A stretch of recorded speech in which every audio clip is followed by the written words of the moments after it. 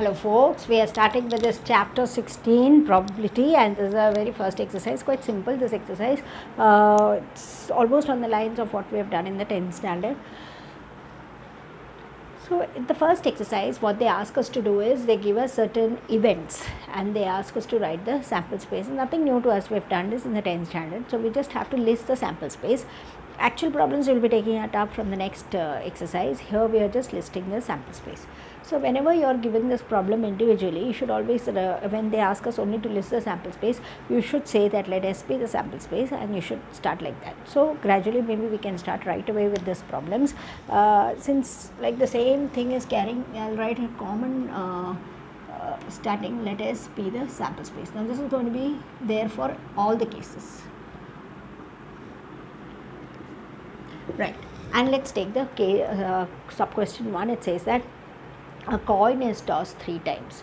So we know that whenever we toss a coin, H stands for head and T stands for tail. So generally whenever we do a coin problem, generally what we will do is we will take different cases in our mind, and that way we will list the outcomes. So for example, we are tossing 3 coins. So in that case what we will do is, first we will take a case where there is no head. When there is no head, all tails are coming. 3 times it's tossed. So all tails are coming. Then we are taking a case where there is 1 head. So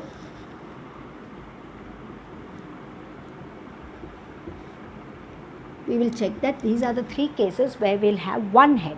Then we will take the cases when we have 2 heads. So cases when we have 2 heads. Yes, then we take the case when we have 3 heads. That's only one case. So when we have 3 heads. Yes, so that is a different possibility over here, and this is what they ask us to do, list the sample space. That's our first problem. Then let's take the second one. What does it say? A die is thrown 2 times. You are throwing a die 2 times. So in the first die you could get 1, in the second die you could get 2, or you could get 3. So like that there are several possibilities. Let's list the possibility. First die 1, second die 1. First die 1, second die 2. First die 1, second die 3. And so on. First die 1, second die 6. Now you have to think of all the possibilities. Or first die 2, second die 1. First die 2, second die 2. First die 2, second die 3. First die 2, second die 6. Could be, right? Like that, different cases. First die 3. First die 4, first die 5, like that till 6. So you could have first die 3, 1, 3, 2, like that, 3, 6. Then you could have 4, 1, like that till 4, 6. Or you could have 5, 1, like that till 5, 6. Finally 6, 1 and till 6, 6. Like that. All these are the different possibilities of having the outcomes. Then the third case is that a coin is tossed 4 times. Your coin is getting tossed 4 times. It's an extension of problem number 1. And we'll do it the same way, like a case when there is no head, when there is 1 head, and so on.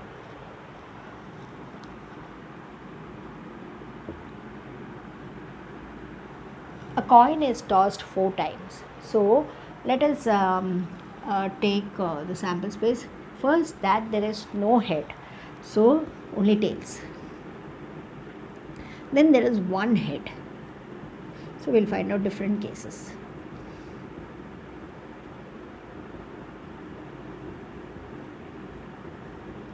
Yeah, this seems to be the case where there is 1 head. Now we'll go to the case where we'll have 2 heads.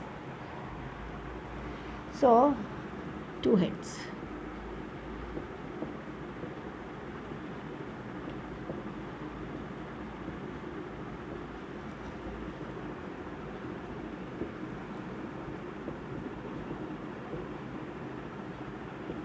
Yeah, there are 6 ways in which you can have 2 heads.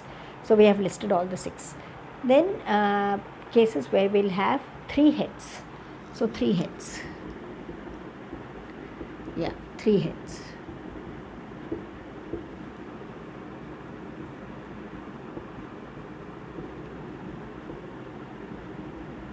These are the cases where we have 3 heads. 4 cases are there. Then we'll have case where there are 4 heads. That's only one. And let's check how many outcomes are there. 1, 2, 3, 4, 5, 6, 7, 8, 9, 10, 11, 12, 13, 14, 15, 16. Yeah, there should be 16 because when it is 3, it is 2 raised to 3, 8 outcomes. When it is 4, it is 2 raised to 4, 16 outcomes. When it is 2, it is 2 raised to 2, 4 outcomes, like that. That's how the outcomes are listed in the case of a coin. Okay, so that's about it. Then we go to the fourth problem. Now in the fourth problem they say that a coin is tossed and a die is thrown. Right, coin is tossed, the die is thrown.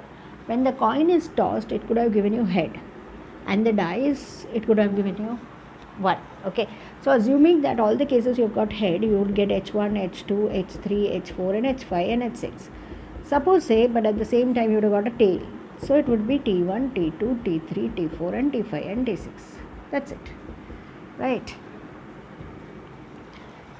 Then a coin is tossed and a die is thrown only if the head comes up.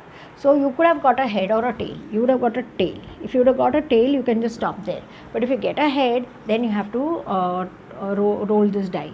So you will get h1, h2, h3, h4 and h5 and h6. So that is the case when at all only head comes, you have to do that. A tail means you are just stopping because they have not told what is to be done. Sixth problem, they say that there is 2 boys and 2 girls in this room X, and there is 1 boy and 3 girls in this room Y. First you a room and then a person is selected. So first we may choose X or we may choose Y. Suppose say we are choosing X. Then what we will do? We can choose 2 boys, 2 girls. So first I am choosing boy 1, then I am choosing boy 2, then I am choosing girl 1, then I am choosing girl 2. All the possibilities are covered.